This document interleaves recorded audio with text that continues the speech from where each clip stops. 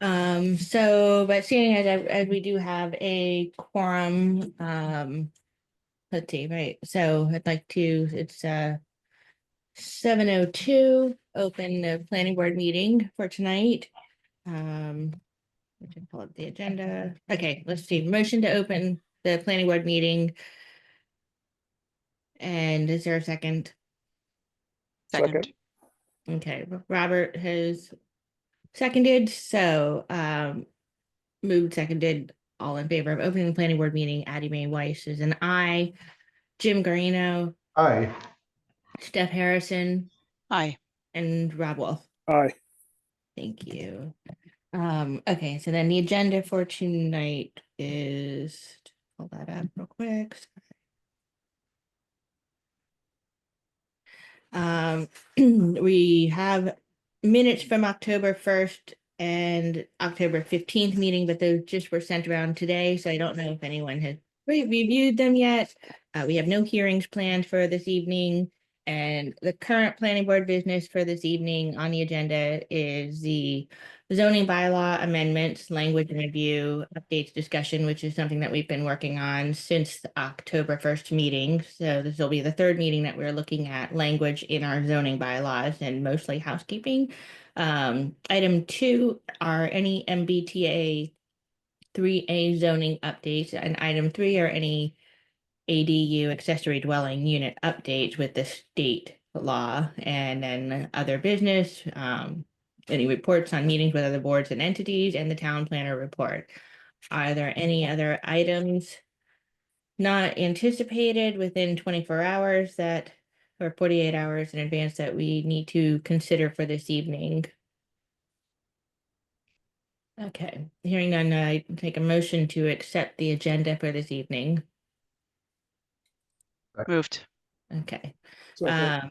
Second, moved and second, Steph moved and seconded. I can't tell who said. Rob did. Rob, all right.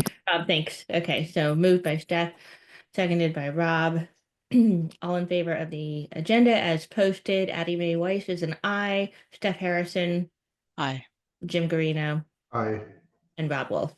Aye. All right, thank That you. was fast. Hey, quick question. Yeah. Should we name someone to do minutes, or is someone going to do it off the recording? I just don't want to have that fall through the cracks. I want to try and try someone else to do the minutes if I can get Deb Tarkus, so we'll use the recording and see if I can have her do it. And I was even going to suggest that maybe we move the minutes to next week, just because we got yours out so late, and I don't know if everyone had time to read Jim's as well. And Frank usually has some comments on some of the minutes. That my suggestion would be to put the minutes off to the next meeting, but it's up to you guys. I like that recommendation. There's no, I mean, again, our minutes have been about discussion. There have been no decisions made on any of those meetings. They were purely looking at zoning, and so there's no urgency for getting those minutes out, other than just it's nice to get that done and behind us. Can I just make a comment before we move on? The one thing that I was going to say, and I didn't write it down or do anything with it because I reviewed these a little while ago and knew I would remember it just until now, but I might not remember it till the next meeting, is that for the A&R, the action needs to be endorse, not approve. Right. So that's just one thing that needs to change in the 1 minutes from last time, the 15th. Yes, I did note that as well. Okay, great. Oh, okay. Yeah, I think we, in our actual discussions, we were careful to endorse, but I'm sure if we were using AI, because we were discussing how it was not an approval, it was an endorsement. I'm sure that after rereading the first AI generated minutes, which I thought, oh, they came out great. And then I went and reread them and I went, oh, they kind of, yeah, there's limitations. So, yeah, so we'll have to review that. When I went through the minutes, I started using the ones that were prepared, but then kind of abandoned that and started writing them on my own. And maybe I should abbreviate those now that we're waiting until the next meeting to approve them. Any thoughts on that? That might be good, because I don't think we need all the detail of everyone who said this. It would, like, I think we want the gist. We want to know what the problem I had with the clerk that we used. They just said discuss zoning bylaws. Well, we need to know which ones were discussed. And that's why I liked yours, because you said what was discussed. I just don't think we need to know everyone's comments in the discussion. Right, Pertinent ones that maybe pare yours down a little bit. okay. It just suggestion, because that's a lot of, I know it takes a lot of time and work to do it. And if you don't want to do it, that's okay. We can just go with it as is. But I felt the clerk that they used, we missed a lot of points. Yeah, Steph, you never gave yourself enough credit. You are Ugh. a genius in regards to you did that for 6 years, and Yeah, it's just incredible what you did. And you never gave thank yourself you. enough credit. It was truly a talent that is definitely underrated, but something that I have not the capacity to come even close to. So Well, it sounds like I- Heidi found a good potential candidate, so we'll keep our fingers crossed. yes, We just need to get and it to, yeah, logistically yes, work. because I really like having you on the board too, and I don't want you doing the minutes anymore. So No, and the same for the rest of the board. It takes a lot, as Jim saw how long it took to do. I said these Mm. are intense ones. So if we can work it, the person I'm thinking is Deb Tarkus, who works in conservation. She actually does the planning board minutes for Sudbury and Wellesley, and has been doing those for a couple of years. And those towns are pretty decent towns, and I would have good requirements. She showed me her examples. They're online. People can go and look up, just like ours are put online. And I felt that she got the gist of the conversation. She's used to hearing planning board meetings right now too. So it would be a win-win if we could get her time approved. It's just, she is a non-benefited person, and we want to make sure the hours don't go over, and if there's a way to work that out. So fingers crossed that we can get something done this week and get them sent. right. Yeah. And if not, I'm happy to take this week and go through if we can't get her in time to do those. So I don't know if you are, I mean, is it worth turning on the AI just to kind of grab, it, or is it just as easy to, I don't know if there's any, I think there's some value in it in kind of providing a review, but I think the video is better. the video is better, just having the video and being able to go through that and make your minutes from the video. I don't even think I looked at the AI transcript. Okay. All right, then let's just stick with the video. Like at least we do have the video, so and it's better than just audio because you can see who's speaking better, and so that's good. All right, so we are continuing to work through zoning bylaw amendment language. Steph, are you able and willing to put up the documents? Because again, it's another area where you um, Yeah, I have got it. got No problem. mastered. No problem. Let's see. Share. and I did put a public packet online today that has what the zoning parts we're discussing. So it has everything but the red comments. Everything but the red comments. So you were That just are in talking. the public packet. So I just listed the title because we're going to be discussing them. And this was Okay. Chris's feedback here, because he probably couldn't make the meeting today to come on. So I wanted to get his comments in it. So just before we jump into the new stuff, I just wanted to let folks know. So I have been flagging town council items, and there were 2 of them so far. So they're flagged. There's also some things that Chris was going to get us, like the building code definition of duplex, Right. and the state definition of childcare center and daycare. And then there was something else. There was one that we said we will come back to this following the Sweet Meadow. It was about Oh, farm it was the screening. screening and how do we define it, and how do we kind of what process do we say is it yeah, the examples that had come up, the only time it had ever kind of clearly come up for how you as a building inspector would check off that, yes, you've met the planning board requirements on screening. We don't have a consistent standard. Right. And so I think I sent you minutes, Addie Mae, right after that last meeting with the decisions on, oh my gosh, where is it? Did I not put it in there's a bunch of, oh, here it is. There's a bunch of things related to the ADU warrant article too that we've been Right. sort of like tabling, but here's the Sweet Meadow, or I shouldn't call it the Sweet Meadow, the screening. Right. And it does look like at the Sweet Meadow example Mm-hmm. was just that I couldn't find the screening plan.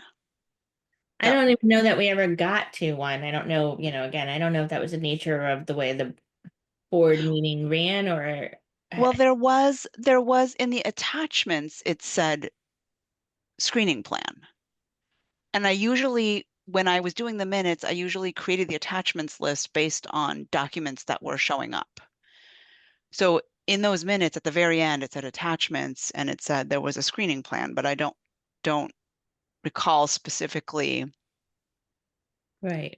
if that was how that was distributed or what it might have looked like. But that said, it seemed like it was a relatively informal approval where Yeah. just was a discussion and then a vote.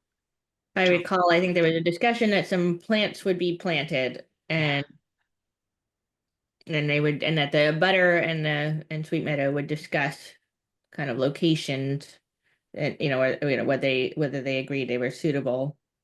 And towards that end, it kind of goes with what Chris Canny is saying. We don't have, it seems subjective, and it also seems, but it also seems his point was that some ways this is unreasonable, because it only seems to matter if you have a scenario where you have an abutter that would see it, because otherwise, if it's a barn that's built surrounded by woods, that they don't need screening of their buildings. Right.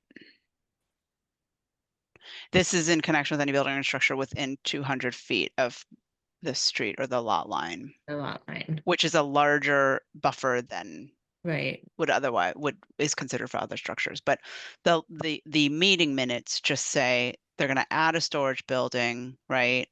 They're planning to plant arborvitaes. And then there was a butter who felt that the arborvitae wasn't sufficient, but they had nothing to say about where this new building was going. They were talking about a larger existing building. And I remember Chris saying, okay, well, we're going to approve this screening plan for arborvitaes. But then ask the property owner, please just coordinate with your people, with your neighbors who are interested in the existing building. So it's almost like paragraphs 2 and 4 are not relevant to the zoning discussion. They're separate. But maybe point out desire for screening for farm buildings, just whether these are the right requirements for that or not.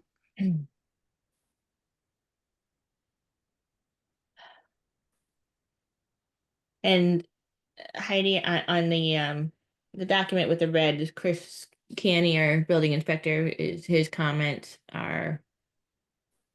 They're in here. They're ones we sat down and discussed. I'd gone over them again, so I just wrote down kind of the gist of what I discussed and suggestions. But it doesn't include this particular one. This No, was like a that's revisit last from week. last time. Yeah, Yeah. that's last week's. Yeah. So the decision last time was to Revisit revisit it once we understood what the process was for Sweet Meadow. So I just don't want it to drop because it can fall through the cracks really easily. What I'm hoping is that we finish part 3 tonight and then take a look at your list stuff, and that maybe you can send it, that we as a planning board tonight say, all right, this is the final list. This is going to town council. These things are ones we're going to look into. This thing, kind of come to up with the plan. Okay. And then Addie Mae and I can go and put something together for town council on those items, but I want to only send one contact at town council with the items. Okay. All right, so if you can just flag that. Yeah, it is. Screening, Yeah. okay, it's flagged, because, and we'll have to, I mean, I don't know if anyone else has had any brilliant ideas. It seems like it's one of those situations. I mean, I almost feel like it's, I guess what Chris Canny was saying was his suggestion was to take it out because it makes it a challenge when we don't have it really defined what's acceptable and what's not. And I guess the reality would be that during a site plan review, would that be something that would come up? I guess we wouldn't, if it's taken out, would we, Would you know in a site plan to, like, would we kind of as a site plan, because every site plan could be reviewed differently, say, because this is here and that you're proposing X and your neighbor's X, to be good neighbors, you might want to do something, but maybe it's not something that you'd want in a zoning bylaw for all situations. I mean, it seems like Chris is looking for something either objective or to get rid of it. You know, I'm looking at the 3A draft language, and under general development standards, there's a paragraph for parking screening where some of that language might be appropriate. Suggesting a landscape buffer of healthy or a healthy establishment of trees, shrubs, or perennials. What was that under? It was 5.7.72C. Oh, in the new one. Yeah, Hold on, I don't have that one open. in the Too many draft. documents. Okay, let me grab that one because it's relevant. I mean, it's not entirely applicable, but that could be a good basis for crafting language to be more objective in this case. well, it would line them up.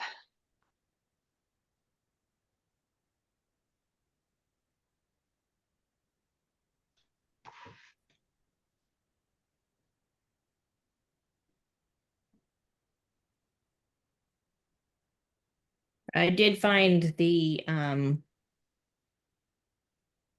sketched plan, and basically they took the buildings and they circled an area and said proposed arborvitae's. I'll forward you this email, Steph, just to add to the files.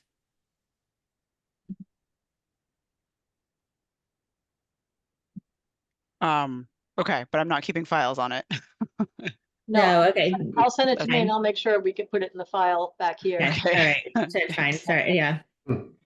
It doesn't give us anything really, it's not a true plan, it basically shows, here's square boxes of the 3 buildings, and by the way, we'll do something here. I think, Jim, you're talking about this language. Yeah, exactly. You know, like I said, not all of it would be applicable, but some of it could be a starting point. So just for consideration, qualify the exempt from a parcel.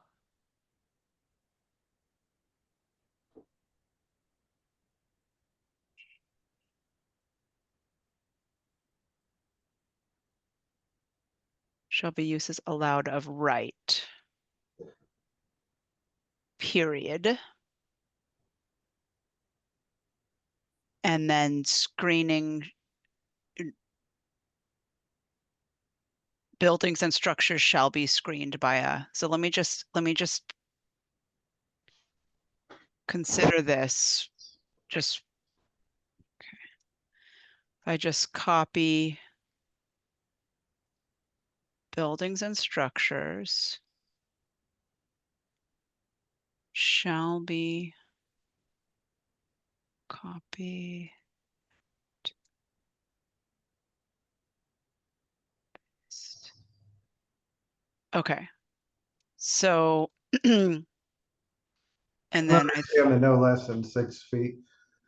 Actually, never mind.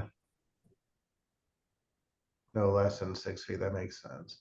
so then this would go away. So let's the height portion didn't make sense. No more than 3 feet in height. I don't see the height. The next sentence. The buffer may include a fence, a wall, or a wall no more than 3 feet in height unless there's a significant grade change between parking and sidewalk. Is that to allow visibility across the parking lot for security reasons? I think it's for cars pulling out and moving in. You don't want it to be higher on some of the sidewalks. Like there's a problem downtown with some of the bushes that have grown high by like where the pharmacy is in Unity Farms in that area. Mhm. So my guess is that's why they're trying to limit that to stay no more than 3 feet so cars can view over it.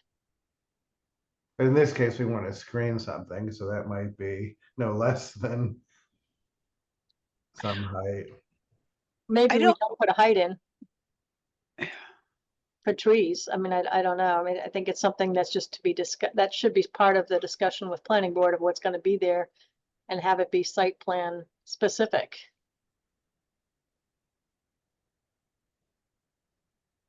So before we go there, I just, I preserved the 200 feet of a public way or lot line by putting it, attaching it to the building or structure for now, because I didn't want to cut it out accidentally. Right. All I'm right. just going to continue to delete this. And then we're talking about the buffer may include a fence or a wall.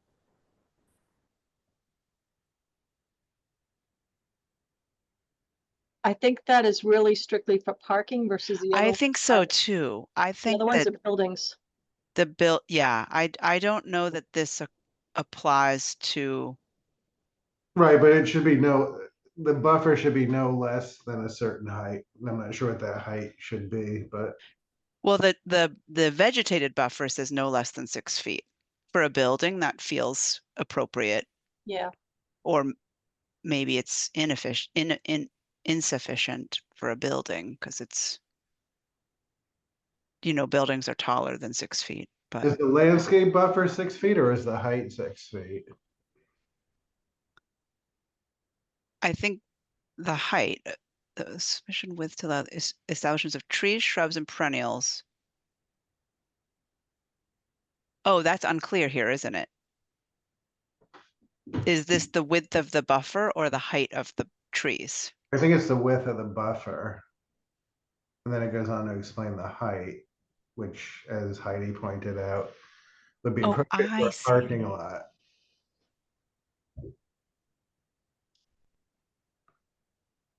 So I don't know. Okay.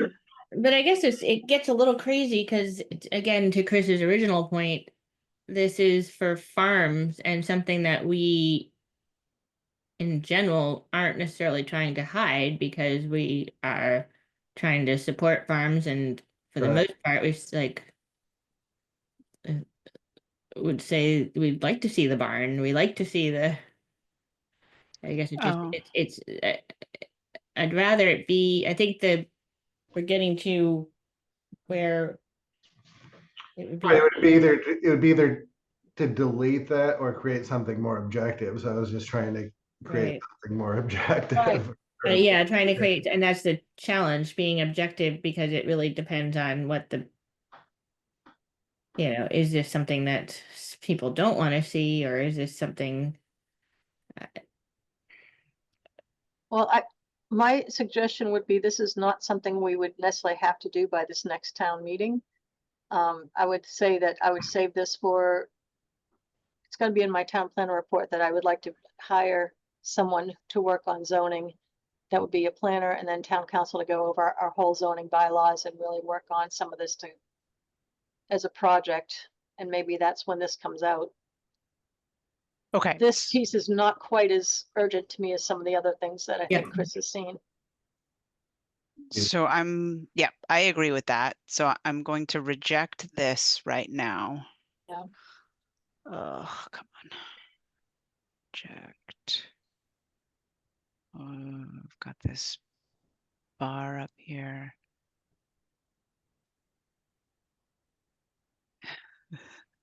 The interface makes me crazy. I just can't even see. There we go. Okay, so select these guys and reject them. And then I'm going to add to the comment here to consider language, draft language in 5.7.7. Yeah, Point 2, point C. Yeah, just put the goal is either remove outright or come up with objective language. Just so that we remember what the issue was here on screening for farms.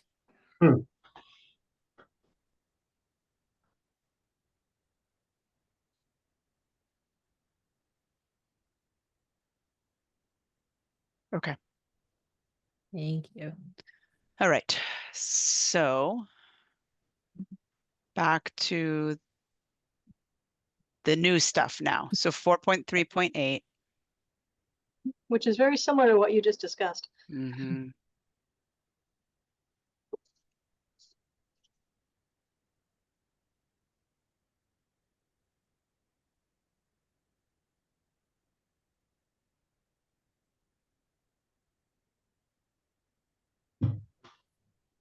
And based on our list, I'm kind of wondering if this gets moved lower to the pile right now, that it won't make this town meeting, but do next one. It's not too much of an issue. It just, Chris pointed out that it is kind of inconsistent. 100 feet from the street sideline is pretty far.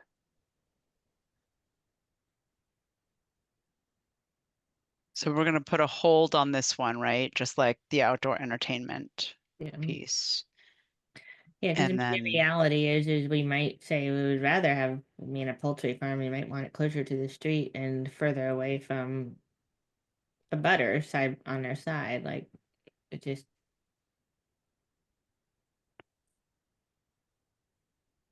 and then we want to hold on 4.3.8.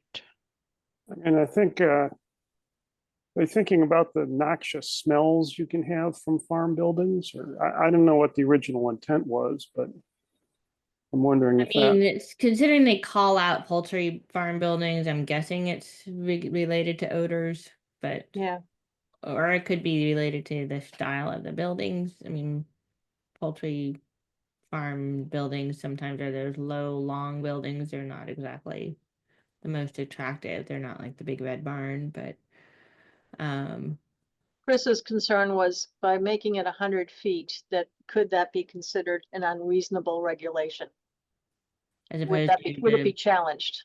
yeah. Otherwise, the regular setback would be what, 60 feet, is it? Yeah, I think 60 and depending on your zone. To me, there is something to be said for just, again, if we're saying that we're a community that wants to preserve our farms, we shouldn't make it more difficult than our houses. But again, I guess let's revisit this one. Okay.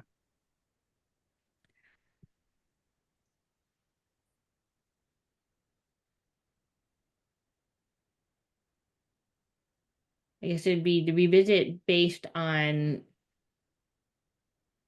whether it just comes, it goes to the same as a residential, basically any other building in residence, have it be in line with, as Chris is saying, not making it any different than a single family house, but or I guess we'll have to look at other towns. Yeah.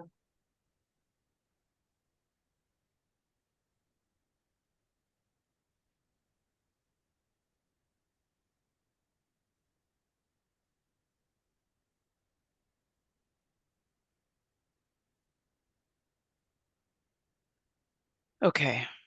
The next one is I think this is housekeeping. This is pretty easy.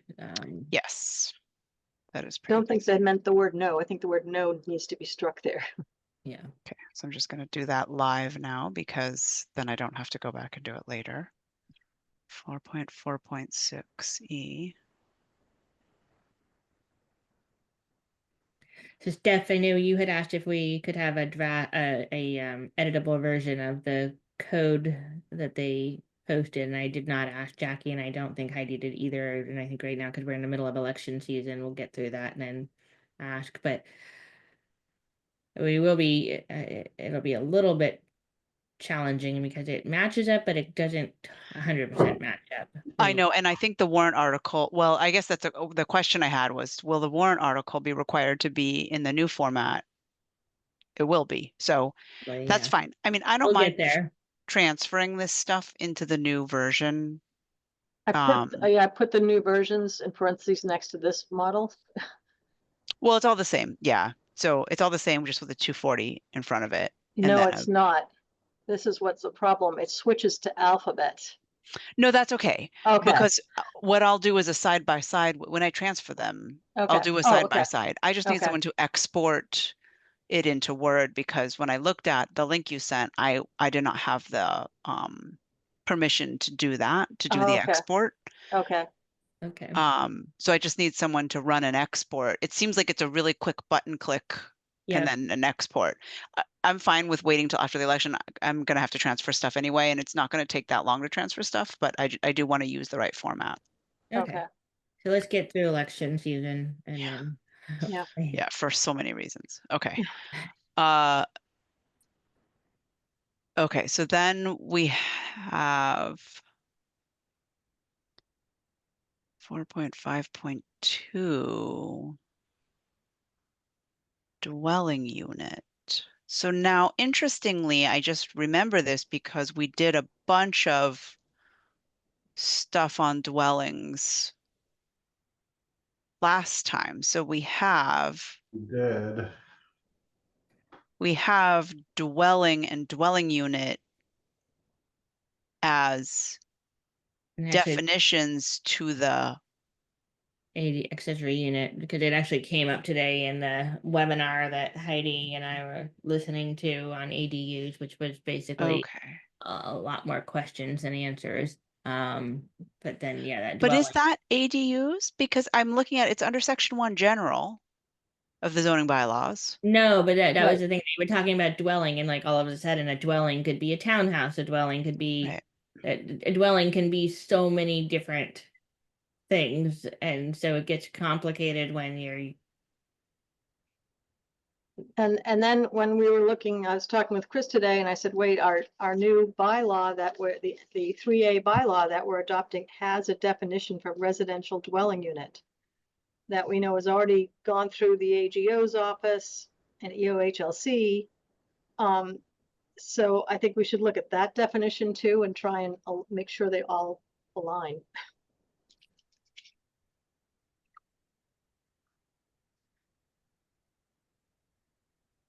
And I know this is coming up later in the agenda, but just if I can ask one question, is there guidance now on the ADU?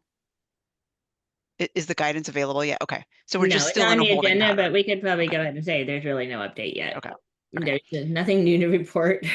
So we Really. have dwelling unit, which is review in conjunction with ADU warrant article, right? Because all of this stuff, but then there's all Yep. these dwelling definitions in 1.5 Right. that I think are mostly flagged. So dwelling, this one's flagged, revisit as part of ADU, but then here's dwelling unit. Yep. Right, so I need to add a comment here. Review potential duplicate in 4.5.2. So the building code makes a distinction for a dwelling at 1 or 2 dwelling units used. So what does the Well, building code say? The 1 or 2, what was that? I couldn't hear that. Jim. 1 or 2 dwelling units used. a dwelling is 1 or 2 dwelling units. Yeah, a dwelling would be the building that contains the dwelling units. So it's up to a duplex, which is consistent with how we have done other things in town. A Yeah. single family and a duplex kind of get treated the same. Is that accurate, Jim? It would never be more than 2 or Well, there's also a multi-dwelling. down here. Multi-dwelling. Okay. Yeah. Okay. Correct.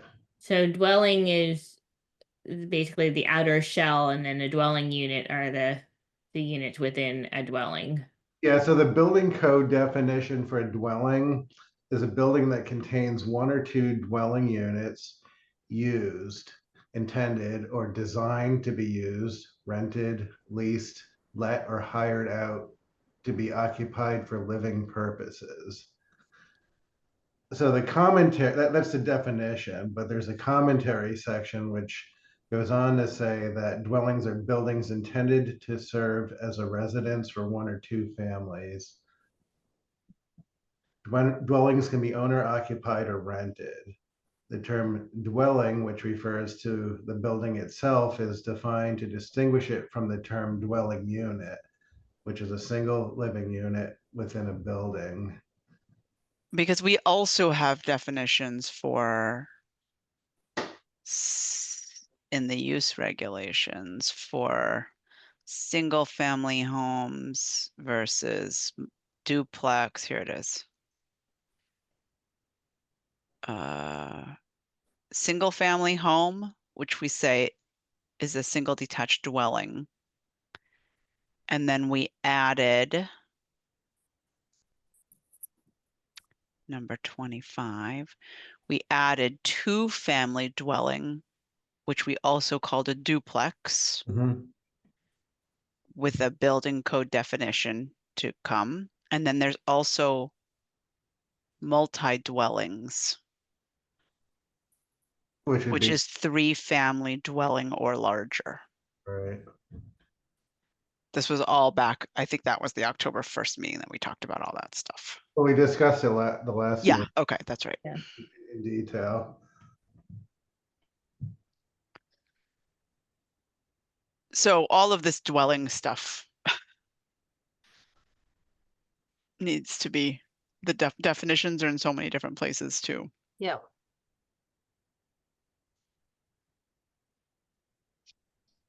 Oh, so the red, I'm just looking at the red notes that Chris, he's pointing out that we have definitions for primary dwelling, accessory dwelling, I guess. Is that true that we've got these other, like you said, Steph, there's a lot of references to dwelling that we've got.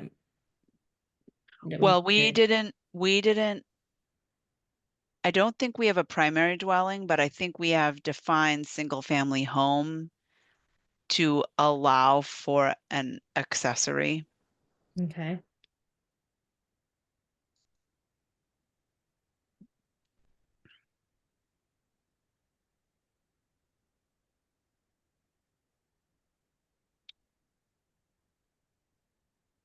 In a duplex, I'm curious because I don't recall.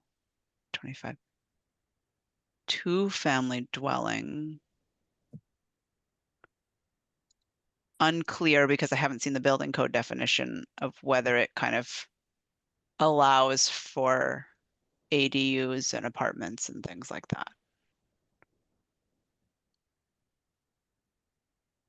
Okay. So I think with the dwelling unit discussion, and I think also with the open space subdivision, they're both kind of hinge on these definitions and then being consistent. And this is an area where we'll be reviewing, especially in light of the ADU bylaw, we'll be looking at it closer. And I guess I don't know that. I think these notes that we have here are good. I don't think it's something we can solve tonight.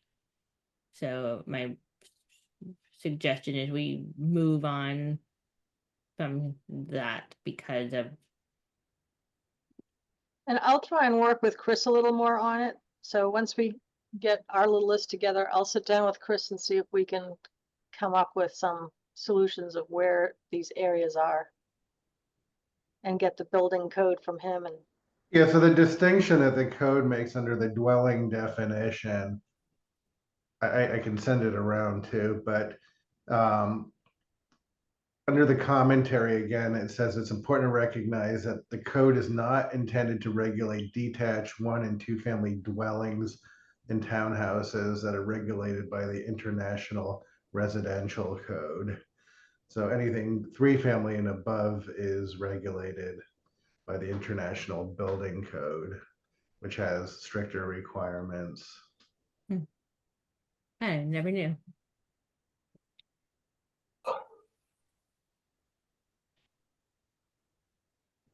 Who sets the international building code? Is there like That's a model code that's adopted by states. So Massachusetts, currently the 9th edition of the Massachusetts State Building Code adopts the International Building Code. It's changing. It's in the process of changing right now, but we're using the 2015 IBC as a is model. it truly an international, or is it more of like, okay, it's United States and Canada or something? Yeah, I think it's more of that.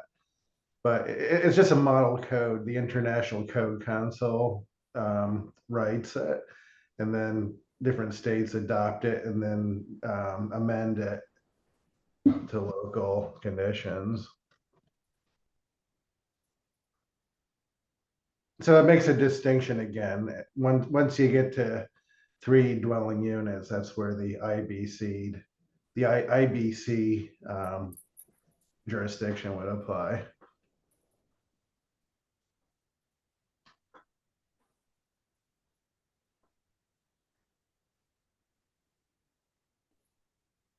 Okay, so the code I'm just doing a code here where we've put it in for all of these items in the spreadsheet where we've put it in. There's a date that we discussed it,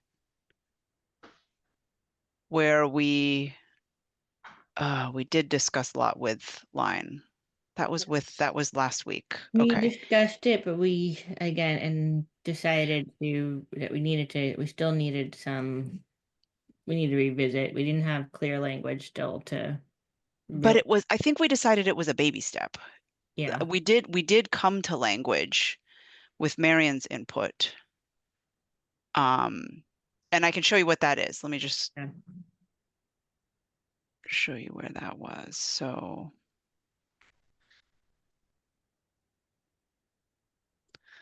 all right, so we ended up with minimum lot width shall be continuously maintained between the frontage and the setback line. And so that sort of was different from Chris's suggestion. Yeah. With more thought, but I think this was where we were considering the baby step to be appropriate for housekeeping. Yeah, no, that's right. Thanks for the reminder. That's good. Well, he had a suggestion to change the definition. Actually, I captured that in the minutes that I wrote. Yeah, so there's still some work to be done on lot width, and that's a separate something that we warrant could do article. to kind of again make a step towards the right direction. Yeah, so I'll say some housekeeping done on 10/15, and then we have a bunch of purple ones that are affiliated with the ADU. Some of them we already addressed, but need to be transferred into an ADU warrant article. And then some of them we haven't addressed until we sort of really dive into the ADU stuff. And then blue is town council. And so I just put these 3 into the future ADU dwellings, housing types, all that stuff that we were just talking about. Basically the rest of the stuff. Yeah, Items 3, 4, and 5. yeah, Okay, in part 3. right. And then Yeah, 'cause- anti-segmentation. Is town council looking at that one too? Should we put that Well, in the, They had already given us some concept a little bit further while back, what they did for another town, but at this point, if we've got so much on it, is that one you want to move off this year? I don't know. well, I don't mind adding a sentence that says no project shall be phased solely to avoid the provisions of the inclusionary zoning bylaw. I mean, Yeah. that seems like a very simple, I don't even know where I copied that from, but I really liked the simplicity of it. Yeah. It's not really like strictly enforceable, but it communicates intent. It does, because the Um, one thing Chris was saying is, what's the time limit that you're gonna not look back? You know, you don't want to say, oh, 10 years ago you did Right. this, now it's so. Right. And I Yes. don't think we're ready to have a full anti-segmentation section, but I Yeah. think putting in a simple sentence to communicate intent I would rather have that than nothing.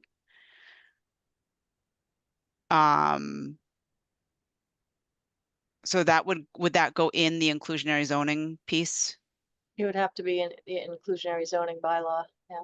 All right, and so where is 4.9 maybe? 4.9? Yep. Mm-hmm. Yeah. Let me just go over here now to the bylaws. 4.9.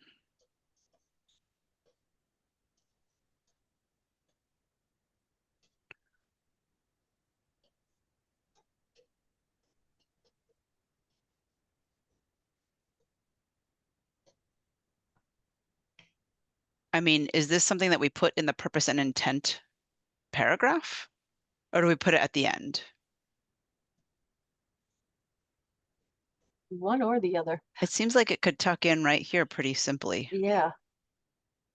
Yeah, I like having it just at the end because then if we decide to do something more Oh, I detailed see. down the road, it makes it easier to either leave, I don't know. Well, if we put it at the end of the purpose and intent, it allows us to add Yeah. a section at the end of the bylaw pretty Right. smoothly. Right. Yeah. I think right where you had your cursor before. Yeah. Right. Yeah. Okay, so hold on, let me go back up to 4.9. So I would probably, my first reaction would be to put a new paragraph in here like that. And then let me just see how it looks and then we can decide.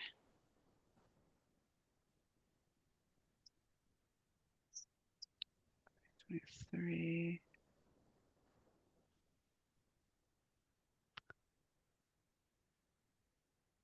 Something like that. I'm just copying that language. Yeah, I would see, would it be appropriate to say no project shall be phased solely to avoid the provisions of inclusionary zoning? Well, we don't describe, that's not a term that's in here, right? It would be affordable housing, right? Or do we say what inclusionary zoning is? Okay, I mean, it would be crazy that we didn't mention inclusionary zoning anywhere, but again, crazier things have happened. I mean, Yeah, no matches. so weird when that's what this is.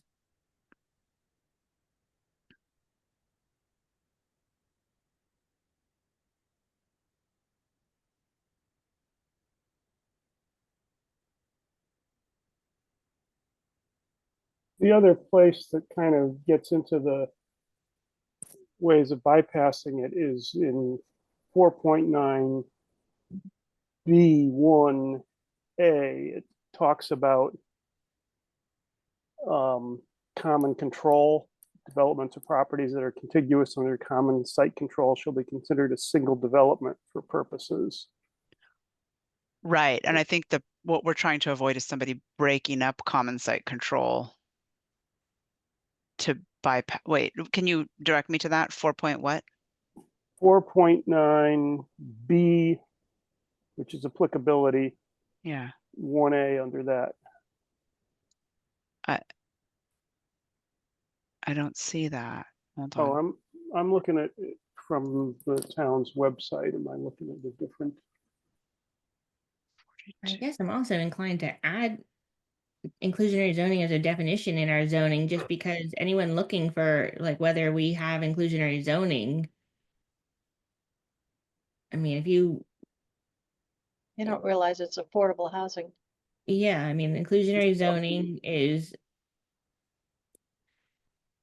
municipal or planning ordinances that require or provide incentives when given a percentage of new housing, include planning tool intended to ensure economic diversity and inclusivity in the housing market. And I mean, like we can come up with a definition of inclusionary zoning that makes that's neutral. Inclusionary zoning vary in their structure, but they can be mandatory or voluntary. It's inclusionary zoning, inclusionary housing is a policy requiring a share of new housing to be affordable or low. Yeah, it's just to not have the word inclusionary zoning anywhere in our whole zoning bylaw seems an oversight. Before we go there, I just want to follow the thread that Rob was saying. So Rob, you're saying 4.9B1. Yeah, can you scroll down a little? I'm looking at a different. So this one I thought I had downloaded from the town's website.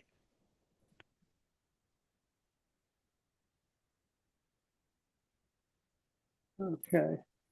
What term should I search for? Site control?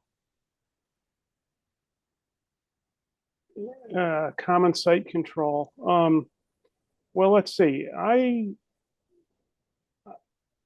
This came from the town's website, chapter 240 of town code, zoning bylaws.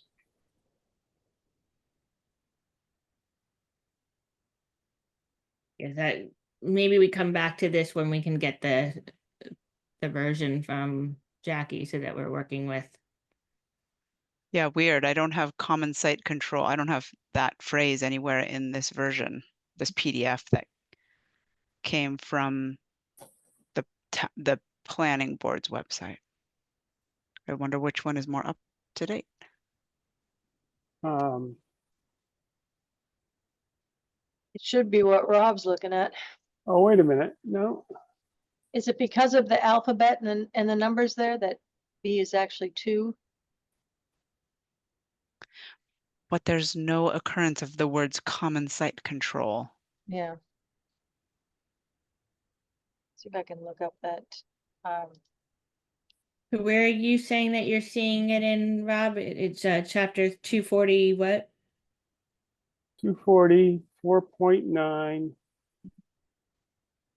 This is, and then that says that was as amended as the 2024 town meeting. Yep, this is the 2023 bylaws. That's So then you probably have a more. Okay. Yeah. All right, so let's All right, that's that's note. where the confusion is. Let's not kill ourselves editing this version until we can get the new version somehow, so that we're not making ourselves crazy here.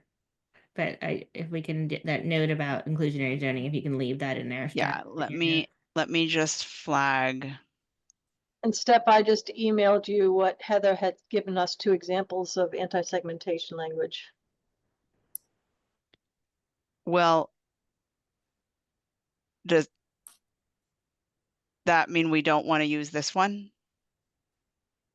It might be fine. One of them was a little bit longer and gave some more other one. And the other one was also short to the point. So just you can look at them and decide if you think it's worthwhile looking at something or not.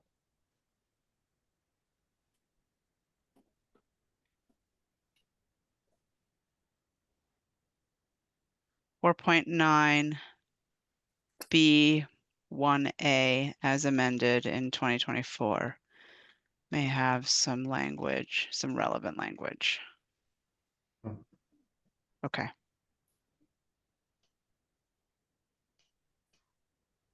All right. Noted. Moving on. Yeah.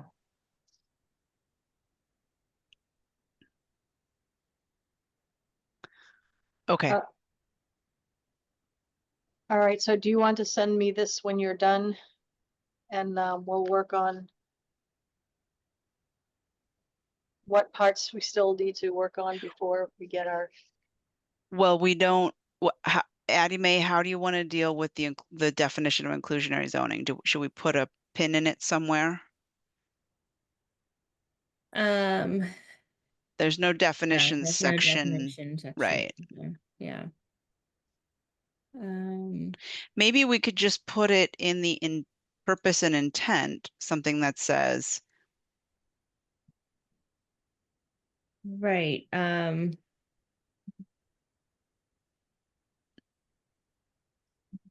looking to see if there's a simple, all right, so let me put in a note, that, you know, a Okay. definition within the purpose of intent, and I'll come up with something that's agreeable and to put in and then see what everyone else thinks, but let me get back to you on that one. Yep, 4.9 A.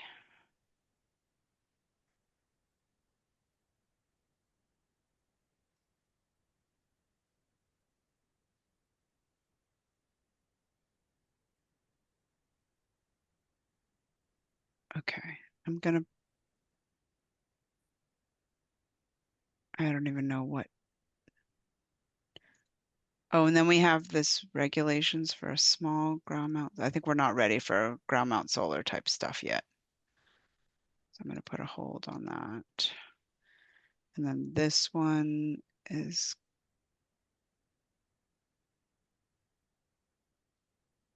I'm just going to put your initials, Addie Mae, because there's nothing else that we're sort of like, I'll put a note in here too. Yeah, so I'm just looking, Wellesley, they, instead of calling it affordable housing, they have section 5.7 inclusionary zoning. I mean, it's almost like I feel like it should be affordable housing, AKA inclusionary zoning, but it says the purpose of include, and then they have the purpose. So you're right that probably the best place for a definition is to add it into the purpose and intent. Yeah. Say that the purpose of intent of it could even be purpose and intent affordable housing produced through inclusionary zoning defined by this section somehow. Okay, I'm not gonna, Yeah, I'll not let you something. Okay, all right. think about it.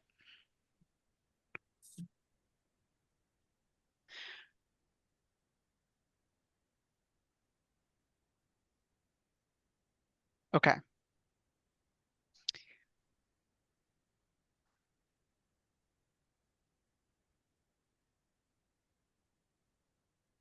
Great, so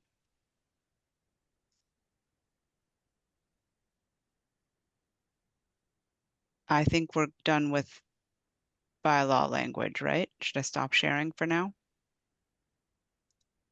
I think so. I mean, I guess you've done a lot of work and Well, I think the ADU is going to shake a lot of things up potentially. Yeah. So yeah. I'm just sort of, I don't feel like we can call this done until we've No. really understood the ADU piece. And that's, the timeline is making me a little nervous, to be honest, because Yeah. when do we have to have the language into the? By the end of defines it? January. Yeah. Yeah. All warrant article language needs to be fleshed out in full to the select board by the end of January. Okay. Last year was January 26th. So yeah, so that yeah. Let's just all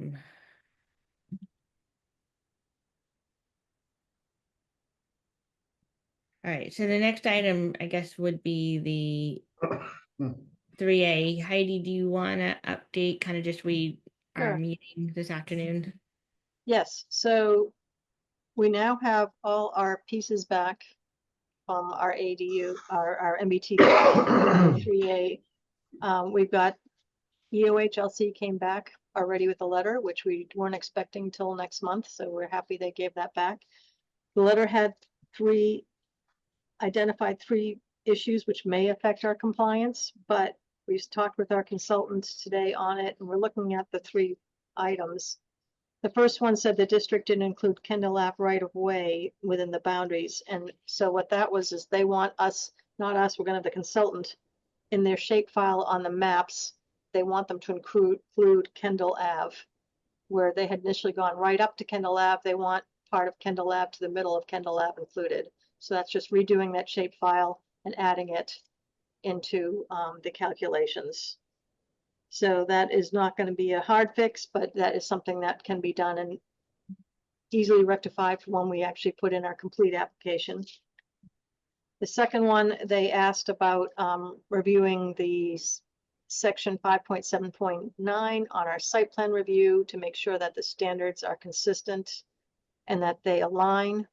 The consultant is going to be looking at that and coming up with to look at our bylaws to see if we're in conflict with it. And then we'll ask town council if we see any conflict. So that's something we're going to work on. And the last one was, they said the affordability requirements require an economic feasibility analysis. And we think what happened is they looked at the 23 planning board zoning was up there. We didn't get the codification up until the last week. So they saw 15% as our affordability requirements, which is higher, in which case we would have needed it. We are now down to 10% and they match. So we think that one goes away. So the only one we're really going to have to focus on is going to be our site plan review language to make sure all the different elements are matched and that we're not creating a burden. But in the whole, they said everything else was good, and we now have our application. They are accepting our parcel. The application looks good. We've had our language already vetted through the Attorney General's office. We did bring up to town council and they have put in another 2 sentences. Rob, one of the concerns you had was whether there could be 2 6-acre parcels. So town council added in a couple sentences on that section, and it is very clear that there's only 1 6-acre parcel that's going to be done. Is that in the draft? That's where you're Yes, the one I sent to you it's in there. that looked pretty good to me. Yeah, so that I think that bylaw is set to go to for a hearing, you know, with what we're set, because we don't need the EOHLC application to hold a hearing. The vote's going to be on our bylaw. So the only thing I'd want to do is give another week or 2 for the consultant to look at our site plan review language with what's in the bylaw to make sure there aren't any obvious conflicts or anything going on there.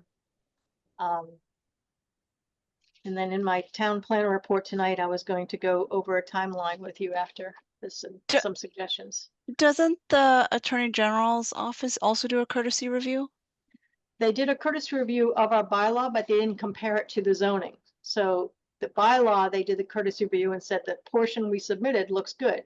When we including the 6-acre parcel limitation, the 6-acre limitation. They said as long as it falls with what EOHLC, they don't look at parcel size. They're only looking at zoning language.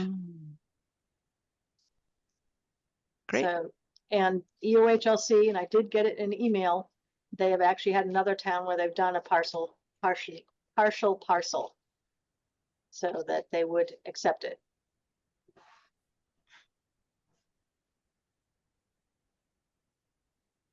I did have a question when I was looking through it just today. If you look at 575 dimensional standards table, Yep. the side and rear setbacks, it says 10 feet if abutting business use only, 30 feet if abutting residential. It wasn't exactly clear what that meant. If it's like a business parcel, but it's got a multifamily overlay and there's a multifamily thing built on it, then that would be a residential use, I guess. I thought it was if they were like, but abutting something that was a business. If it's in a business type zone, but we're not, we're in a residential zone. That Right, might be one of the residuals from when we were looking at. What section is this in again? 5.7.5 dimensional standards table. Do you want me to share it? Sure.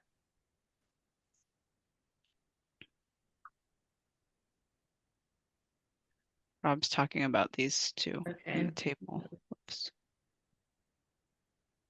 I mean, it won't come up with necessarily with the proposed overlay, I think, but it's like, if you were doing something like a town center overlay, where you're overlaying a mix of business and residential with a multifamily, does it, what is it? I guess it says if abutting business use only, what does that mean? Does it mean abutting a parcel which is in a business zone district? That's how I took it, that it was not a residential area. That it would be the like when they had the downtown strip, I think then they were allowing setbacks to be 10 feet. Yeah. Yeah. Is that where the minimum 10,000 square feet is coming from? How is that calculated?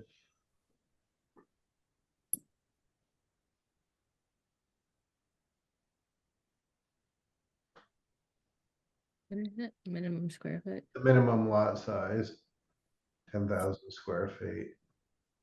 They're roughly quarter acre. It was done before my time. I don't know if any Rob or Patty May, or even if Steph, if you have any idea of.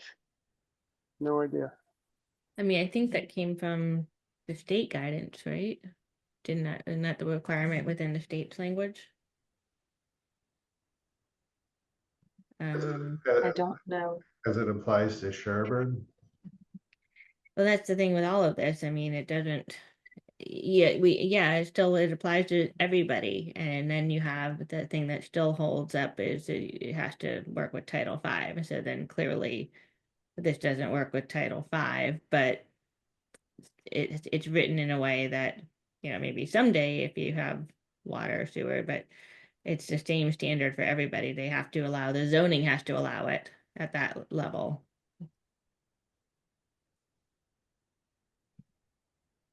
I'm just looking to see if I can find it.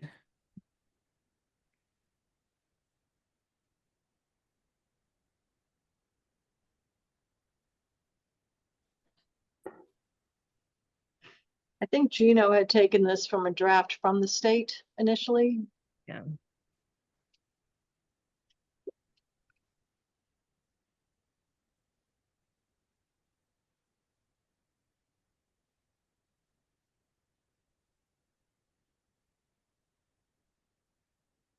All right, we can circle back to that. I'm pretty sure it came from the state's language.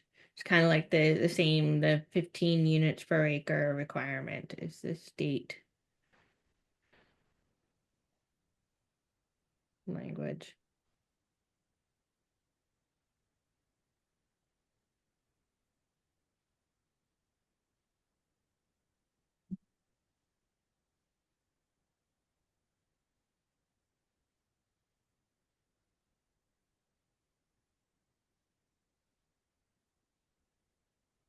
But on the whole, I feel we're right on track right now with our 3A timeline. And then the next piece I'd like to do is an outreach to the community to kind of come up with some type of a mailer that we can get them prepared, just letting them know that they can look in what's been proposed, any questions, and then try to have a hearing in December.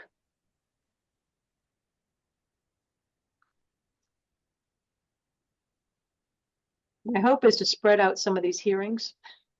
Right. So that there's actually so that we can focus and keep them topic specific and not feel Yeah. like everything is lumped and then not have any control over how long and late they're going. It's certainly less abstract than it was at the last meeting. Yeah, I mean, we got our responses kind of nice and timely, which was great compared to the first go around. And how that it works with the EOHLC is we don't submit an application now to them for their full compliance until after the town meeting. So the only thing we need now for town meeting is to work on the bylaw language, and that's what the hearing is on, the bylaw language.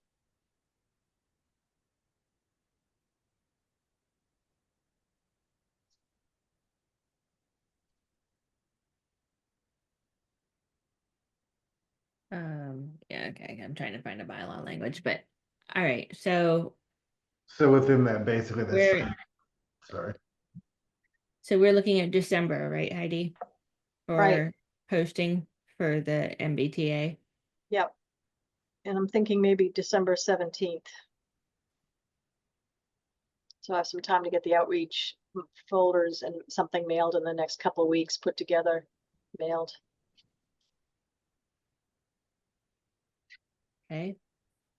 And I think we decided that we don't need the consultant to attend this.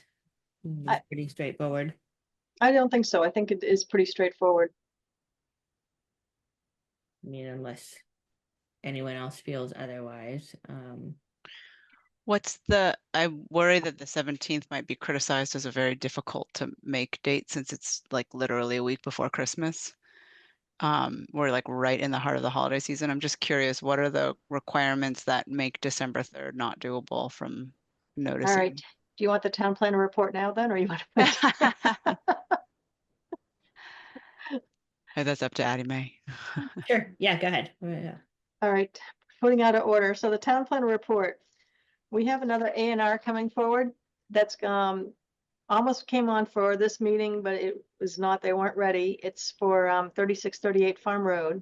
So that probably on our next planning board meeting on the 19th, we'll have an A&R hearing.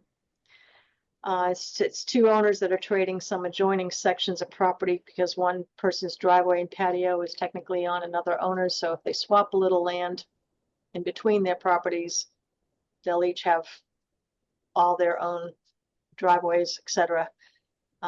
But one parcel is already a non-conforming one on the frontage. This doesn't change the frontage line. We're only looking to change the like part of the back and a sideline. So I asked Chris, I said, do we still do this? It's a non-conforming lot. Can you still do an A&R? And he seemed to think yes. So I don't know what the planning board is on that because we're not changing the existing lot. I feel like I recall from years ago. Something like this Please. happening. Yeah, it's ringing a bell. And what was the bell? I know, right? Because it gets like on its face, I would say no. If it's a new A&R, then it has to comply with all of the current. There's no, the only way something can continue to exist that's not in compliant is if it's old and it's not changed. And that would maybe be.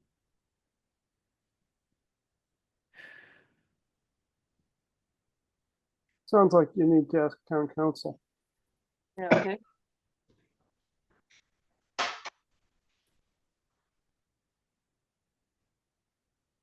Yeah, I think it might be worth asking council, just because we're going to. I think having the answer to this scenario will make a kind of set of precedents for other scenarios potentially. Right, because then how does someone do a land swap to get a To get piece? What's the process?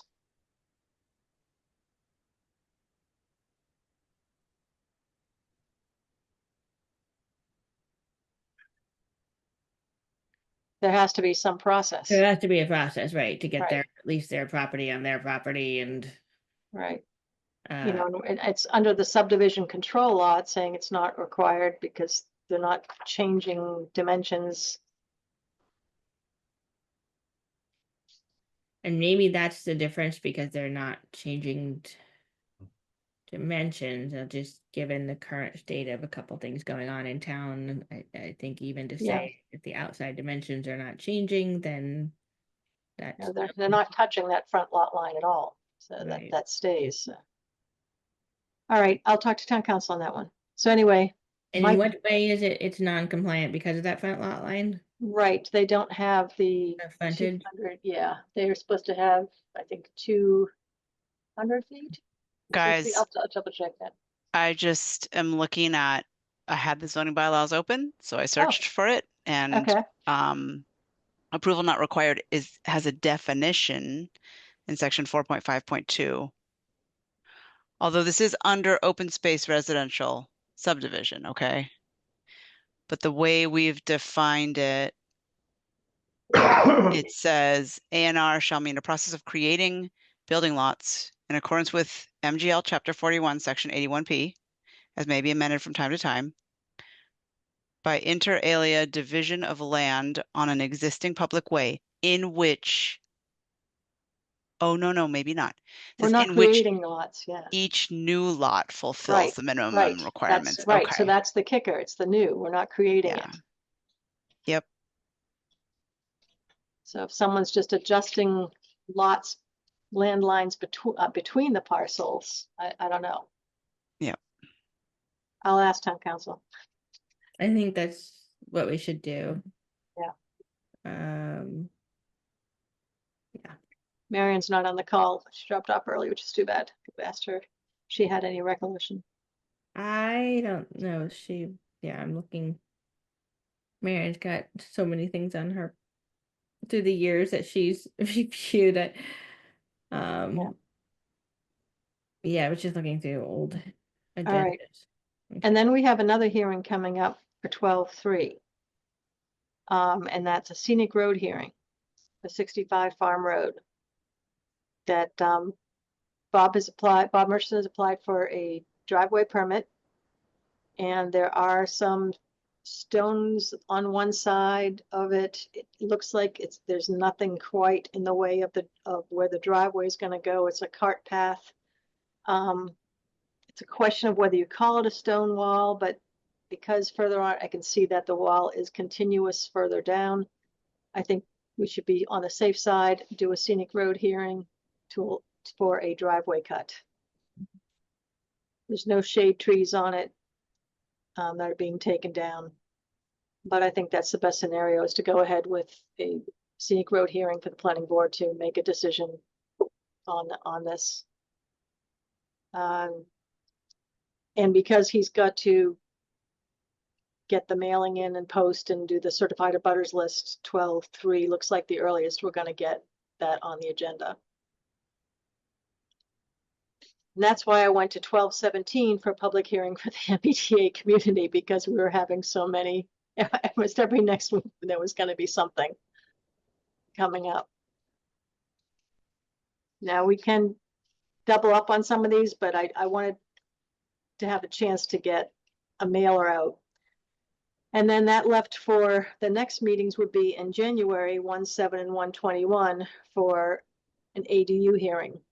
And I was thinking an ADU hearing, I'd push to have it for 1/21 to get us closer to that February 2nd. And based on the EOHLC update they gave today on ADUs, they're supposed to be promulgating regulations, and they are just gathering data and questions right now. And they say fall, winter timeframe for them to come out with some regulations.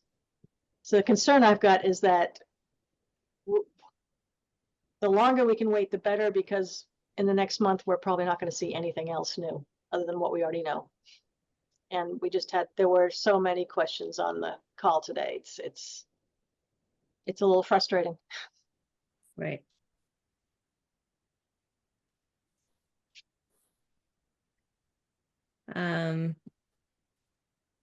I mean, I think the reality is holidays are always hard. Of course, if January is hard, I mean, it's really, There's no good time in the next 2 months. yeah. Yeah, because you're either close to, yeah, it's just a rough time, but I think because it's better if we can go ahead and at least kick off with the MBTA and get that, I mean, and hold the hearing part of it.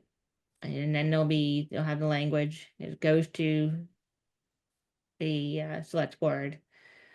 And then it goes to, advisory hearing meetings, and it gets talked about in multiple other meetings, but we have to hold our planning board hearings first.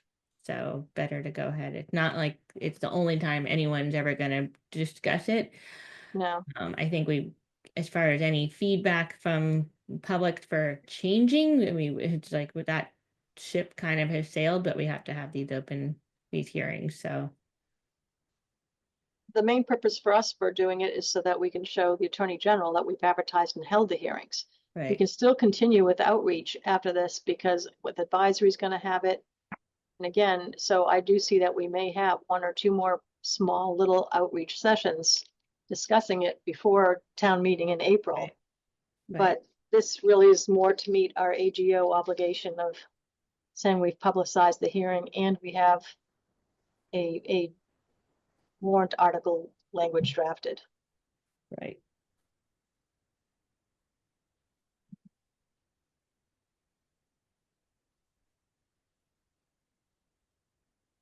Any feedback on that timeline or?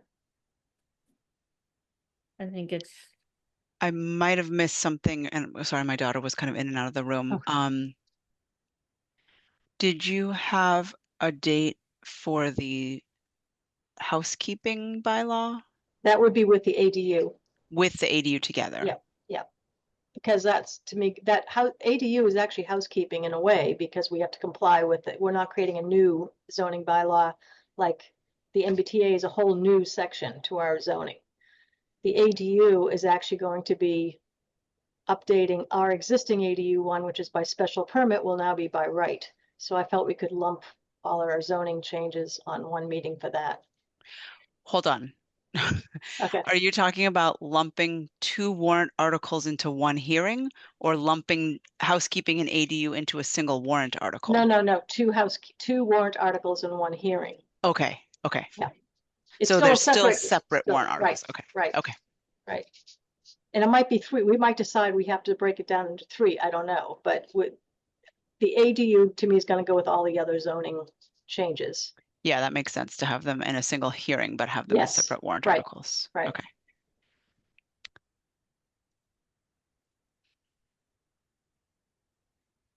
so, Heidi, I did find in 2022, and I forwarded it to you, and we'll have to review on that regarding the question of A&R, that apparently there was a situation where we had the applicant for an A&R where there was a septic that needed some adjustments and it was not in compliant, and we'll have to look back and see what we did and what was the rationale and whether that was, a standard to continue to follow.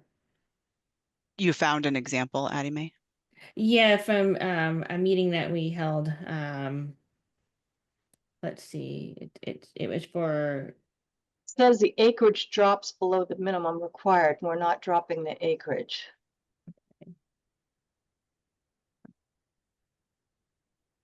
Zoning compliance is not a factor in A&R endorsement. When was this? This was July 28th, 2022.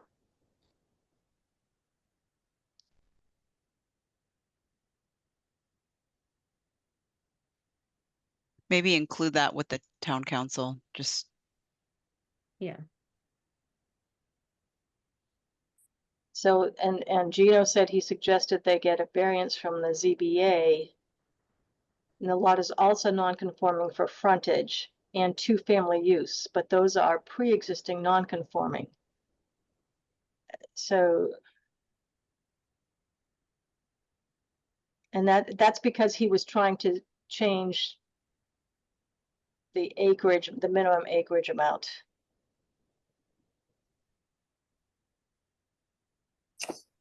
So I don't think this would be a zoning board variance, but I'll ask town council. Yeah.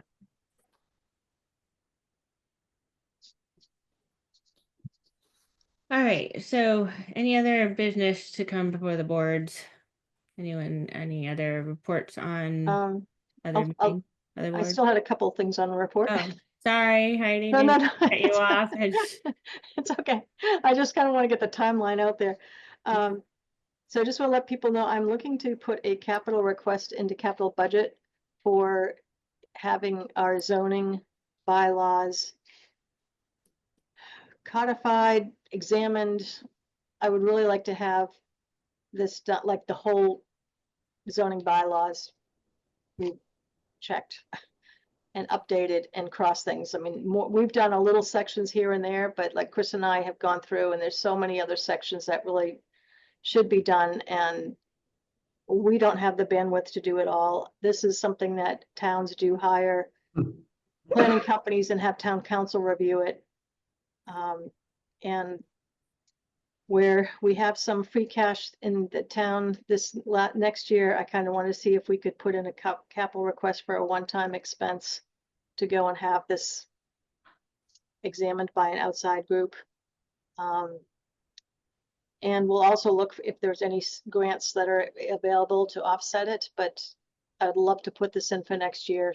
I talked to Zach McBride from Zoning Board, who is all in support of this as well. He feels it's something that we really should do, that a lot of these zoning features have been kind of put together in silos, and we just have a lot of areas that don't connect anymore. So, you know, we've touched on some here, but there are actually a whole bunch of other ones. So just an FYI that we're going to put that request through and see where it goes. And then I was also going to suggest we add to our meeting minutes a section on 40B updates. You know, that maybe we should try and add that so that the planning board regularly gets informed. And I'll try and make an effort to find out what's going on with them. And if you want it as part of the town planner report, I'll put it under town planner report.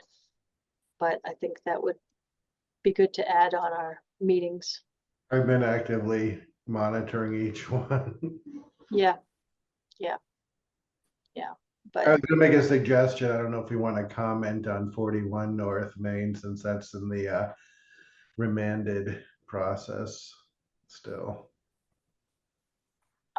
yes, well, that's just in the hearings right now with ZBA.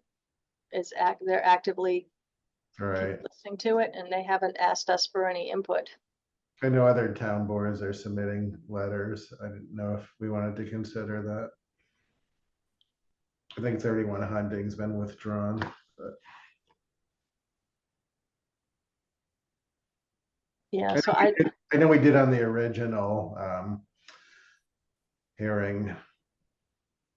What You was know, it? the original, I mean, the plan hasn't really changed, has it? I mean, like Oh, it's changed significantly, yeah.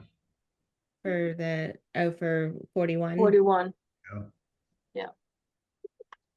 But I guess what would the planning board be commenting on? Well, I think if we look at the original letter, I mean, yeah, maybe some of the requests would still apply to the original letter, but so I think some of the items, as I recall, were density and harmonization with the surrounding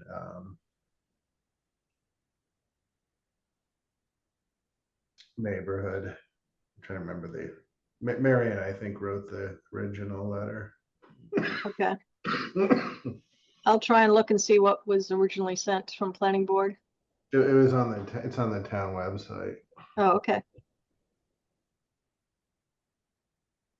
I don't know. It's just, I don't know if it's something, well, we have the opportunity that we want to think about. Why don't we put that as an agenda item on the next, because that's not a topic on our agenda. Maybe we should put that as a separate topic on for our next meeting. And everyone can take a look at what the old letter was to come with comments. Yeah, I guess going back to your point, Heidi, about having something, a standing update on 40B, I know it would be good because it's hard to keep up with everything going on. And I kind of lost track myself for a while. I was in tune and following everything, but as we just witnessed, I'm clearly behind on that one. So yeah, it is good, and I think just as in general, I know planning board doesn't have any jurisdiction over 40Bs, but as from a planning perspective and understanding of what's happening in town, it's good to just be informed, and so yes, it would be helpful. Yeah. Okay.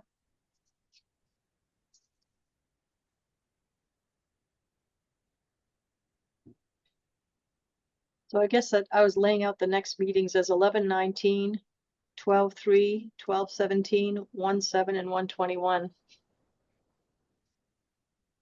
How scary we get to January. No, So but it was like I had all these hearings that are coming up that I had to schedule, and I was like, all right, it's gonna be.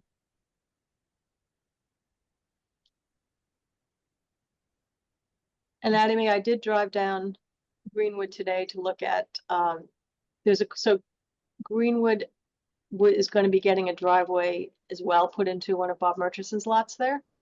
So we wanted just to make sure that it's not going to need any public shade tree hearings or Scenic Road Act hearings. And there's no rock wall in that area that they're looking at. And I didn't see any big trees. That's for the tree ward and everything else to go. So I think he's going to be getting a driveway permit, but does not need to come to planning board on that particular driveway. Right. So the only driveway we're looking at right now is Farm Road. In preparation for that meeting, if it's easy, I know that the planning board is the regulatory body to implement the Scenic Road Act. But if we could be reminded of because it sounds like from what you were saying, like you're having a public hearing just to, it's unclear if it qualifies as a stone wall, I think was what you implied earlier. If it meets the definition of stone wall. So it would be helpful to just sort of understand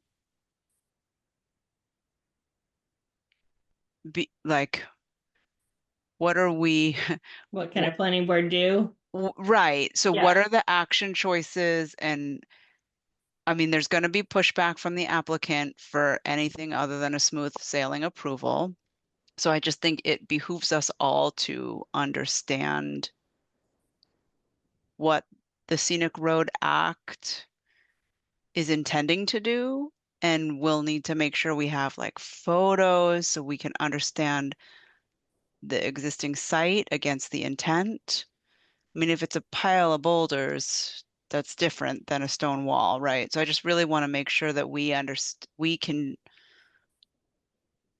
have the materials we need to be able to discuss it meaningfully and maybe even discuss jurisdiction. I mean, it might be helpful if it's possible to have town council weigh in on this application versus the Scenic Road Act and just make sure that see if we can get a clarification on whether there's jurisdiction here or not.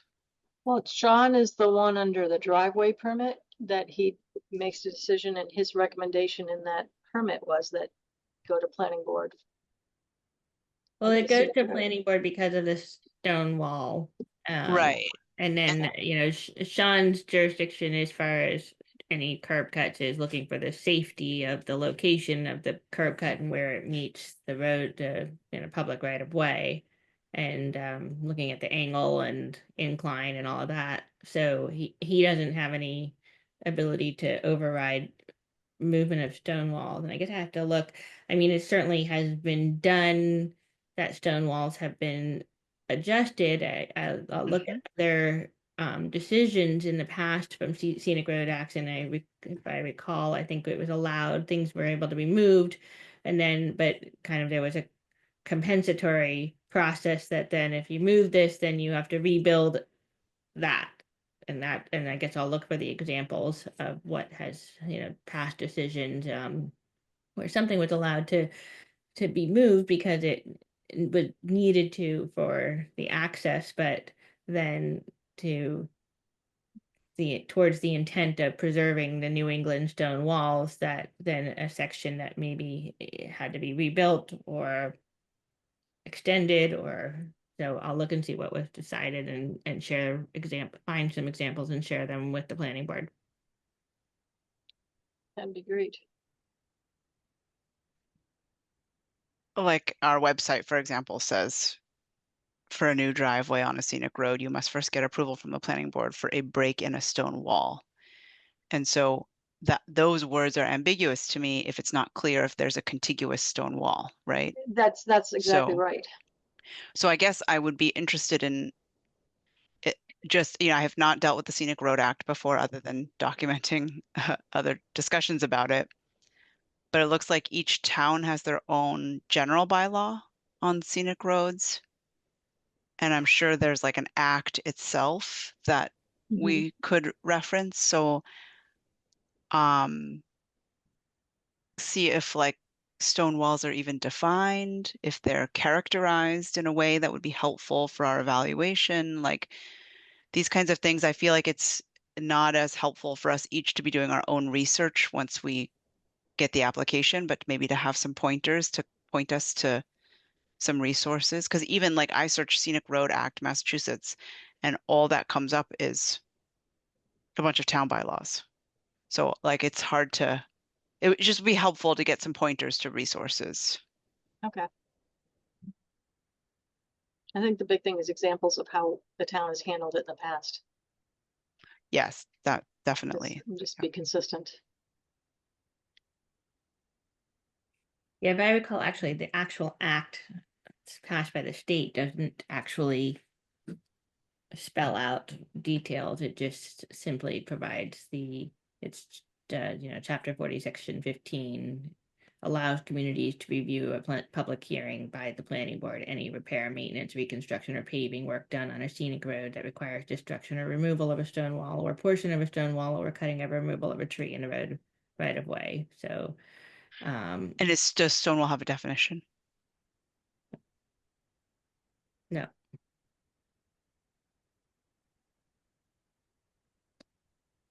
Okay. If any of you are driving down Farm Road, it is kind of flagged or staked. You can go and see where the cut is. So take a look at the area yourself. Would be good.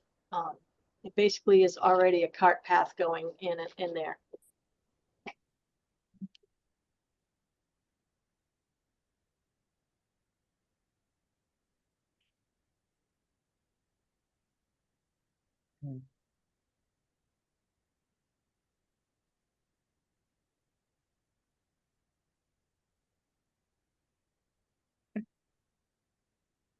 And what's the, did you give us the address? Oh, I think he's 65. he's calling it 65 Farm. Okay. All right. Thank you. It's next to the house that's for sale, the one that was built already. The new one. Okay. All right. I'll look and see if Sterling, Mass has a definition of stone wall, and I don't know if there's I'll double check and see if I can find it anywhere else. They said stone wall construed to include assemblages of stone involving at least 1 cubic foot of wall material per linear foot, totaling not less than 10 feet in length. So that's pretty low. yeah. So I think I mean, what exists there now falls within that definition. Yeah. So I think that's the idea that yes, they may look like a pile but the fact that they're in a row, they at one time were stacked and time has taken its toll, but it's still a stone wall, and the whole point is to preserve this New England landscape. So, but at the same point, you don't want him building a whole new stone wall when it didn't exist. It's like right now. So I guess if you're trying to say preserve the look, there's not much that's going to be, there's not too much that's going to be removed.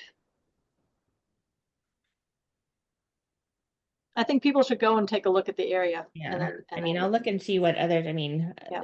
Sterling, they then have where stone walls exist, a minimum amount to be removed, 18 feet for a driveway, 6 feet for a walkway. Removed stone shall be used to repair other sections of the wall along the road. Well, that might be a good use. Yeah. Especially if they're loose. Right. Move them. So. Yeah. Right, but I'll look and see if I can find some past decisions that Sherborn's done. Okay. Thank you. Yep. Anything else? All right. Hearing nothing else, the time is 8:42. May I have a motion to adjourn the planning board meeting for Monday, November 4th? So moved. And seconded? Second, Okay, so it's been moved and seconded. All in favor of adjourning our meeting, Addie Mae Weiss is an aye, Jim Garino, Aye. Steph Harrison, Hi, Bob Wolf. aye. Thank you, everyone. 8:42 p.m. The meeting is adjourned for this evening. thank you. Thanks. Appreciate everyone's time, and thanks again, Steph, for the awesome technical skills.